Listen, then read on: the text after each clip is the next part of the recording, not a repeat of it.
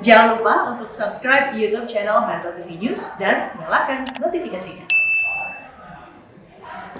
Sejumlah ekonom menilai proyeksi pertumbuhan ekonomi di kisaran 5 hingga 5,5% tahun 2022 terlalu optimis. Ketidakpastian akibat pandemi COVID-19 diperkirakan masih akan membayangi aktivitas ekonomi di tahun depan.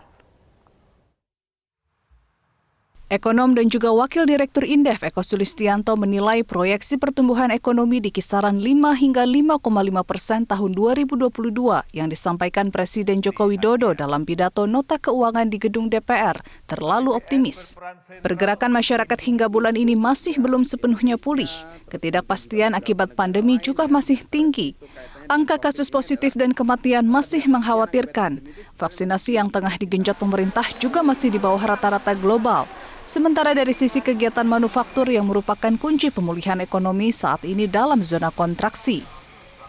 Ketidakpastian di 2002 masih tinggi sehingga target ini menurut saya terlalu optimis ya dan ya pastinya kurang realistis begitu dengan angka ini gitu. Terus kemudian persoalan lainnya adalah ketika target ini kemudian bercabang ya ada 5 sampai 5,5 itu akan menjadi mix signal ya bagi dunia usaha untuk bisa memfokuskan kira-kira ini seberapa optimisnya itu apakah 5 atau 5,5 begitu.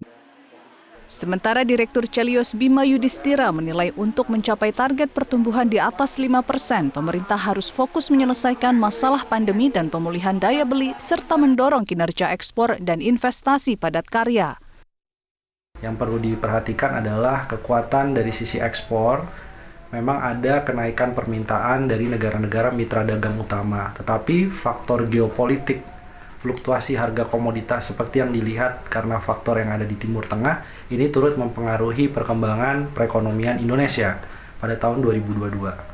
Di sisi yang lain, investasi penting, tetapi investasi diharapkan fokus pada sektor padat karya, kemudian hubungan antara investasi asing dengan pelaku usaha UMKM, sifatnya adalah satu integrasi, sehingga investasi asingnya kemudian meningkat, mendorong juga pemulihan ekonomi sektor UMKM.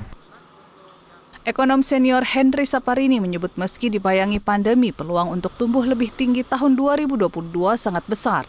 Indonesia punya peluang yang optimis untuk memanfaatkan ruang yang ada. Memang betul bahwa kita masih dibayangi oleh pandemi, tapi kita punya peluang yang optimis untuk memanfaatkan ruang-ruang yang ada.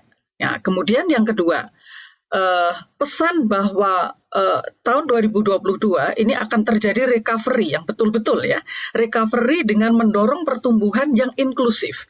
Itu tidak tercerminkan di dalam pidato beliau ya, mana sektor-sektor yang memang akan mendorong pertumbuhan ekonomi yang inklusif.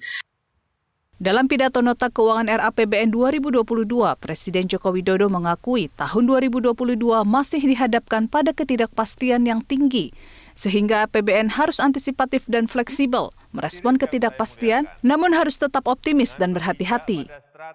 Tim Liputan, Metro TV.